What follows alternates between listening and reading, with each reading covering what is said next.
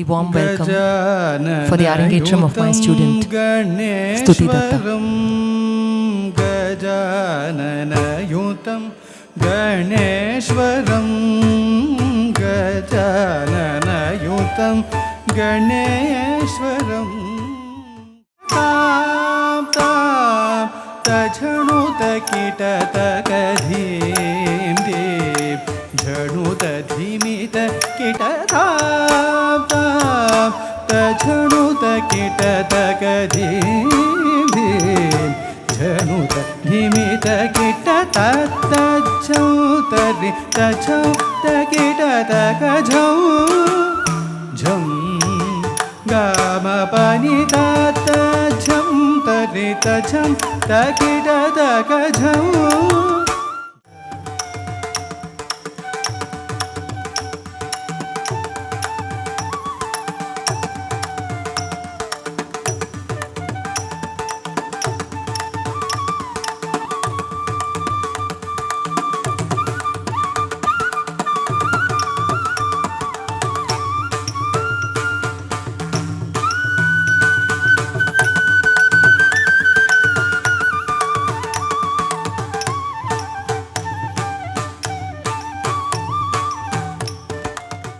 Rite sa ni sa ma re sa pa ma ni ni pa sa ni re re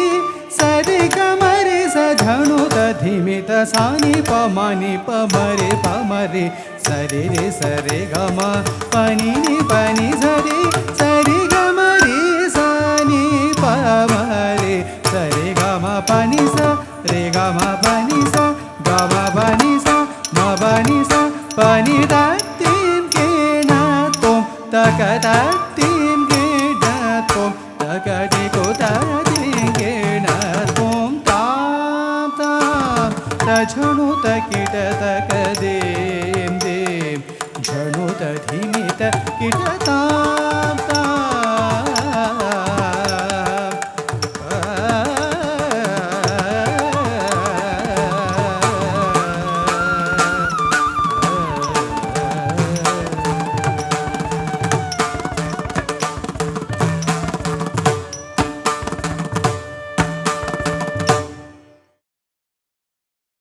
ಕುತ್ತಕ್ಕಿಟ್ಟಕ್ಕಿಳ್ನ Tunga ತಕ್ಕುಡುತ್ತ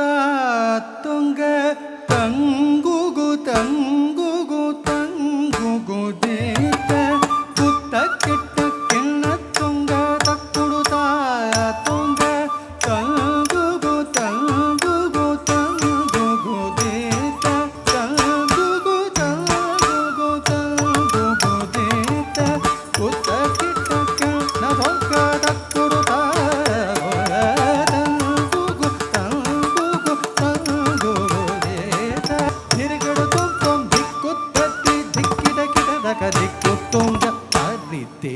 மருகனே விக்ன விநாயக வினை பெற அருளிய கணபதி ஜய ஜய ஹரி திருமருகனே விக்ன விநாயக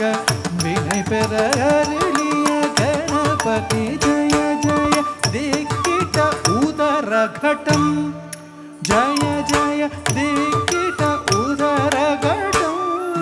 கிரணம் ததிக்கே துதிக்கே ஆனை முகத்தவன் தொங்கிட கிடதகதிக்கு தொங்க தேவர்கள் கணபதி நம் கிடகிடதகதிக்கு தொங்க கணபதி கௌத்துவம் கற்றவர் வினையார தக்குடுதாம் உக்குடுதை தக்குதி கொத கேட்ட தொங்கிட கிடதகிட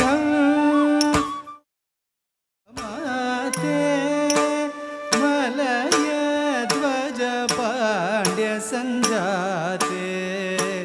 ಮಾತಂಗ ವದನ ಗುಗ ಮಾತೆ ಮಲಯ ಧ್ವಜ ಪಾಂಡ್ಯ ಸಂಜಾತೆ ಮಾತಂಗ ವದನ ಗುಗ ಮಾತೆ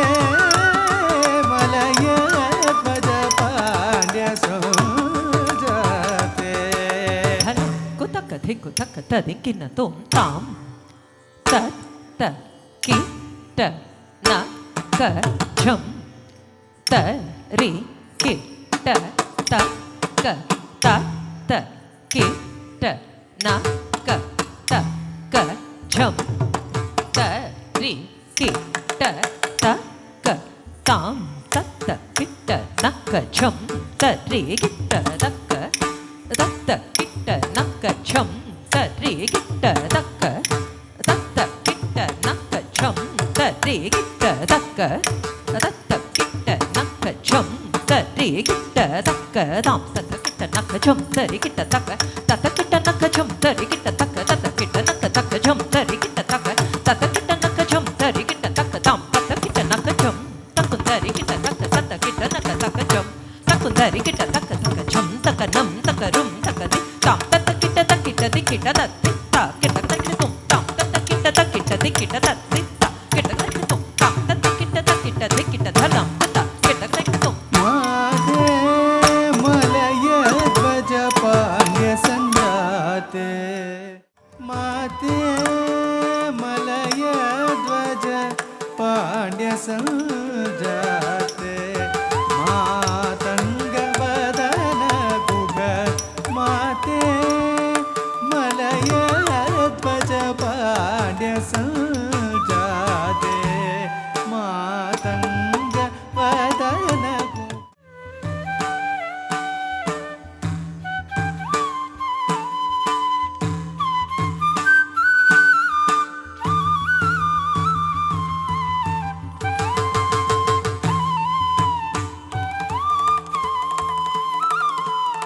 ಮಲಯ ಧ್ವಜ ಪಾಂಡ್ಯ ಸಂಜಾತೆ ಮಾತಂಗ ವದನ ಗುಹ ಮಾತೆ ಮಲಯ ಧ್ವಜ ಪಾಂಡ್ಯ ಸಂಜಾತೆ ಧನ ಕುತಕ ಧಿ ಕುತಕ ತರಿ ಕಿನ ತುಂ ತಾ ಕುಧನ ಕುಧರೆ ಕುತ ಛಂ ತಾ ರಚ್ಚಂ ತಚ್ಚಂ ತಚಂ ತಾ ತತ ಕುಧನ ಕುಧರೆ ಕುತ ಛಂ ತಾ ರಚ್ಚಂ ತಚ್ಚಂ ತಚಂ ತಾ ತಾ ಕುಧನ ಕುಧರೆ ಕುತ ಛಂ ತಾ ತತ ಕುಧನ ಕುಧರೆ ಕುತ ಛಂ ತಾ ತಾ ಕುಧನ ಕುತ ಛಂ ತತ ಕುಧನ ಕುತ ಛಂ ತಾ ಕುತ ಛಂ ತತ ಕುತ ಛಂ ತಚಂ ತಚಂ ಕೆಟ ಕೆಟ ತುಂ ಕೆಟ ಕೆಟ ತುಂ ಕೆಟ ಕೆಟ ತುಂ ಮಲಯ ಧ್ವಜ ಪಾಂಡ್ಯ ಸಂಜಾತೆ ಮಾತಂಗ ಚಾತ್ವೋದರಿ ಶಂಕರಿ ಚಾಮುಂಡೇಶ್ವರಿ ಚಂದ್ರಕಳಾ ದರಿತಾಯ ಗೌರಿ ಚಾತ್ವೋದರಿ ಶಂಕರಿ ಚಾಮುಂಡೇಶ್ವರಿ ಚಂದ್ರಕಳಾ ದರಿತಾಯ ಗೌರಿ ದಾದ ನಿದದ ನಿದದ ನಿದದ ನಿಪಮದಾದ ನಿರಿಸ ನಿಸದ ನಿಸದ ಪಮದಾದ ನಿಗರಿ ನಿರಿಸ ನಿದ ಪನಿದ ಮದಾದ ಮಗಮಪ ಮಬದದ ನಿನಿದ ಮದಾದ ರೇಸ ನಿದ ನಿದಾದ ಮದನಿ ಮನಿದಾದ ಸಸಪದ ನಿದಾದ ಮಕರಿ ಸನಿದಾದ ಪದಾದ ನಿದಾದ ಸದಾ ತಿದ ಮಕರಿ ಸನಿದ ನಿಸ ನಿನಿದ ಪಮ ಮಾತೆ ಮಲಯ ಧ್ವಜ ಪಾಂಡ್ಯ ಸಂಜಾತೆ ಮಾತಂಗವದನ ಗುಹ ಮಾತೆ ಶಾಮೆ ಸಕಲ ಭುವನ ಸಾರ್ವಭೌಮೆ ಶಶಿಮಂಡಲ ಮಧ್ಯಗೆ ಶಾಮೆ ಸಕಲ ಭುವನ ಸಾರ್ವಭೌಮೆ ಶಶಿಮಂಡಲ ಮಧ್ಯಗೆ ಶಾಮೆ ಸಕಲ ಭುವನ ಸಾರ್ವಭೌಮೆ ಶಶಿಮಂಡಲ ಮಧ್ಯಗೆ ಶಾಮೆ ಸಕಲ ಭುವನ ಸಾರ್ವಭೌಮೆ ಶಶಿಮಂಡಲ ಮಧ್ಯಗೆ ಶಾಮೆ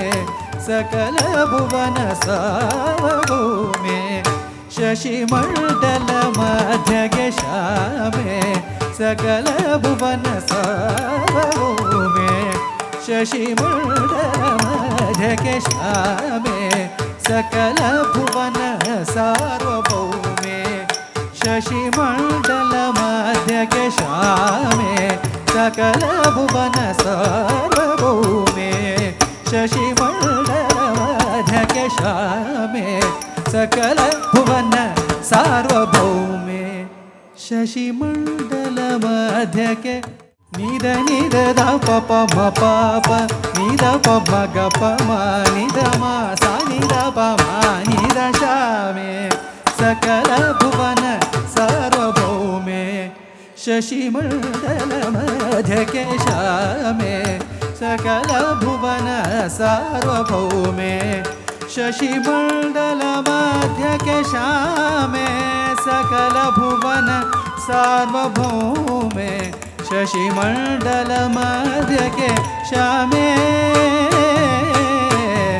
सकल भुवन सार्वभौमे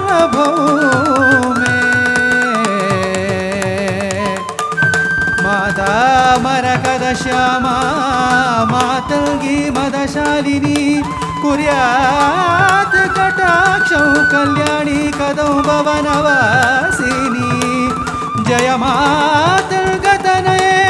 जय नीलोत्पलद्युते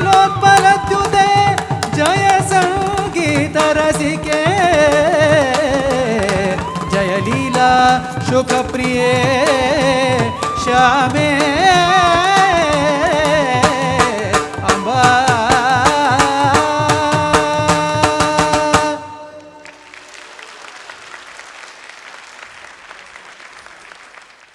गोकुल निलय कृपालय पालय गोवर्धन गिरिधर मुरलीधर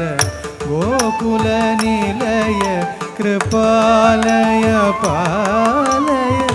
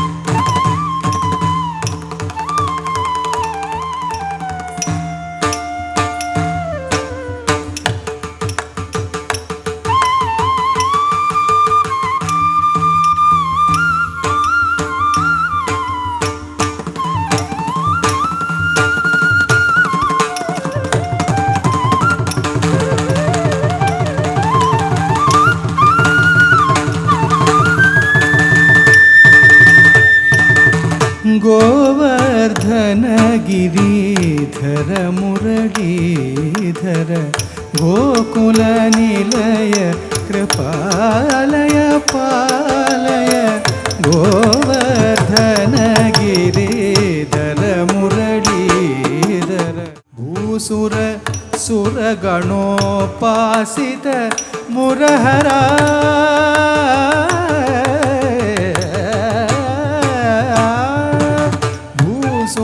सुर गणोपासित मुरहर वासव सुतहित वासुदेव हरे भूसुर सुर गणोपासित मुरहर वासव सुतहित वासुदेव हरे गोकुल निलय कृपालय पालय गोवर्धन गिरिधर मुरलीधर गोकुल निलय कृपालय पालय गोवर्धन गिरिधर मुरलीधर गोकुल निलय कृपालय पालय गोवर्धन गिरिधर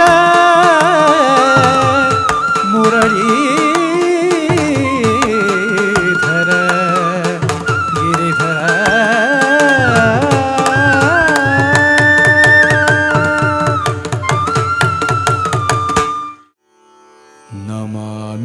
ईशमीशाननिर्वाणरूपं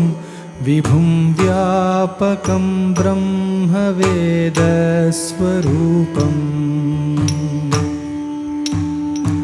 निजं निर्गुणं निर्विकल्पं निरीहं चिदाकाशमाकाशवासं भजेऽहम्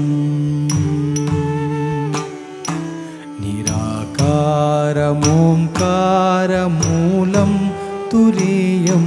गिरिज्ञानगोतीतमीशं गिरीशम् करालं महाकालकालं कृपालुं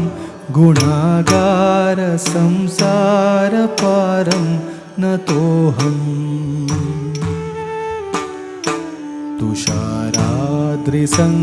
तुषाराद्रिसङ्काशगौरं गभीरं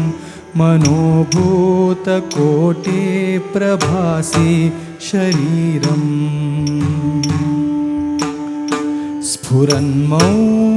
स्फुरन्मौलिकल्लोलिनी चारुगङ्गा लसद्भालबालेन्दुकण्ठे भुजङ्गम् चलत्कुण्डलं शुभ्रनेत्रं विशालं प्रसन्नाननं नीलकण्ठं दयालुम्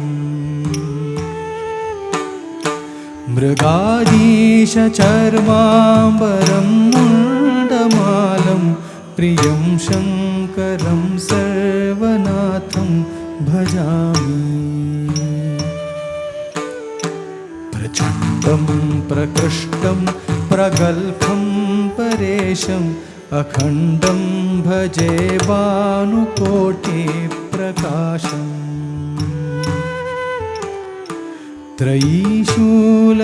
त्रयीशूलनिर्मूलनं शूलपाणिं भजेऽहं भवानीपतिं भावगम्यम्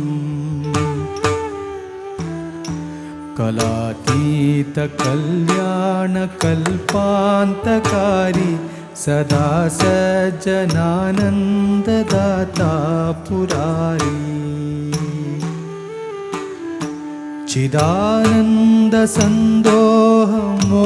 चिदानन्दसन्दोहमोहापहारि प्रसीद प्रसीद प्रभो मन्मथारी न यावत् उमानाथपादारविन्दं भजन्तीह लोके परे वानराणाम् न तावत् सुखं शान्तिसन्तापनाशं प्रसीद प्रभो सर्वभूतादिवासम्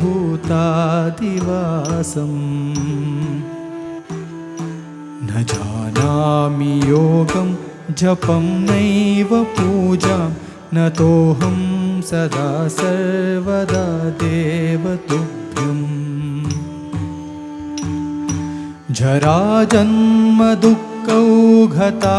जराजन्मदुःखौघतातप्यमानं प्रभो पाहि आपन्नमामीश शम्भो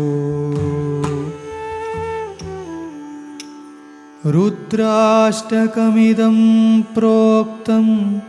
विप्रेण हरतुष्टये ये पठन्ति नरा भक्त्या तेषां शम्भुप्रसीदति शम्भुप्रसीदति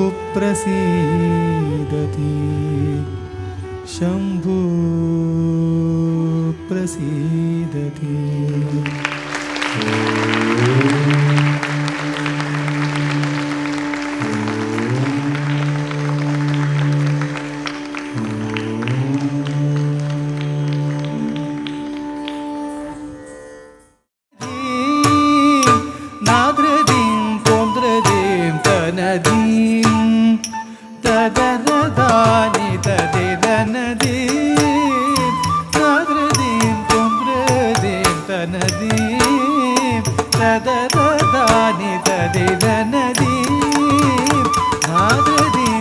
तृदें तनधीं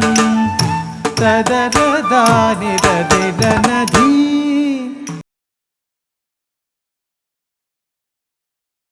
तनधीं तदरदानि ददिरनधीं नाद्रदीं तोन्द्रदीं तनधीं तदरदानि ददिरनधीं नाद्रदीं तोन्द्रदीं तनधीं तदरदानि ददिरनधीं नाद्रदीं तोन्द्रदीं तनधीं तदरदानि ददिरनधीं नाद्रदीं तोन्द्रदीं तनधीं नाद्रदीं तोन्द्रदीं तनधीं तदरदानि ददिरनधीं नाद्रदीं तोन्द्रदीं तनधीं तदरदानि ददिरनधीं नाद्रदीं तोन्द्रदीं तनधीं तदरदानि ददिरनधीं नाद्रदीं तोन्द्रदीं तनधीं त्रिपुरसुन्दरी मनोहर त्रिजगदीश वाल्मीकिपुरेश त्रिपुरसुन्दरी मनोहर त्रिजगदीश वाल्मीकिपुरेश प्रबलमैन कलाक्षेत्रमुनु कापाडुमय्य वरददास सन्नुत प्रबलमैन कलाक्षेत्रमुनु कापाडुमय्य वरददास सन्नुत तां तकिड पदनि पद पतकरिक झुं मगरि झं झं तरि तकत ससनिद सरिग पगरि तेत्ना गिण तो तेत्ना गिण तो तेत्ना गिण तो भीं नाद्रदीं तोन्द्रदीं तनधीं तदरदानि ददिरनधीं नाद्रदीं तोन्द्रदीं तनधीं तदरदानि ददिरनधीं तदरदानि ददिरनधीं तदरदानि ददिरनधीं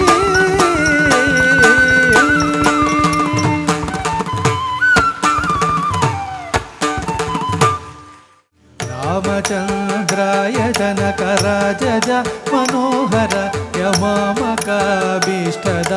महितमङ्गलम्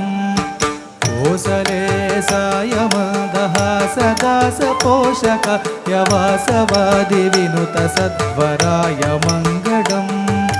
विमलरूपाय विविधवेदान्तवेद्य यसुजनचित्तकामिताय शुभगमङ्गलम् रामदास मृदुलहृदय तामरसनिवास यस्वामी भद्रगिरिवराय महितमङ्गलम् स्वामी भद्रगिरिवराय महितमङ्गलम् स्वामी भद्रगिरिवराय महितमङ्गलम् महितमङ्गलम् महितमङ्गलम्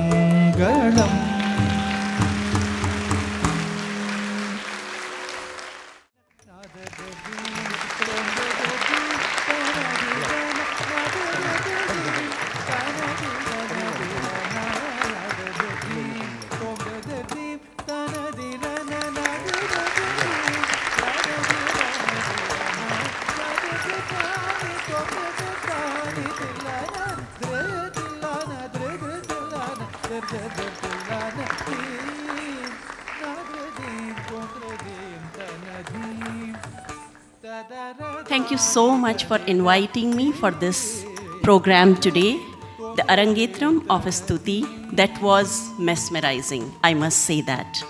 The child of this age, following the tradition, following the guidance of her guru to perfection, it definitely needs a lot of hard work,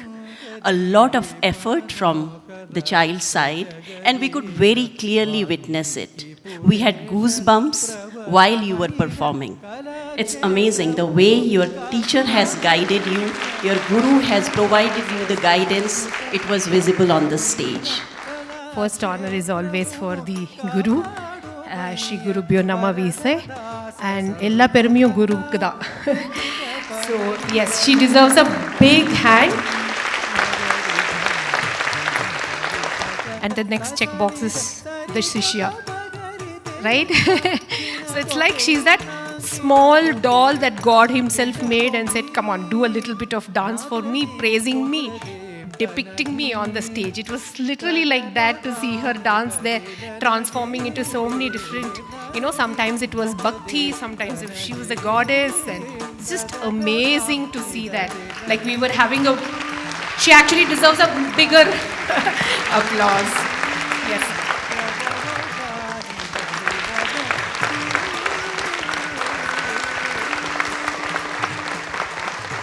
Okay, no?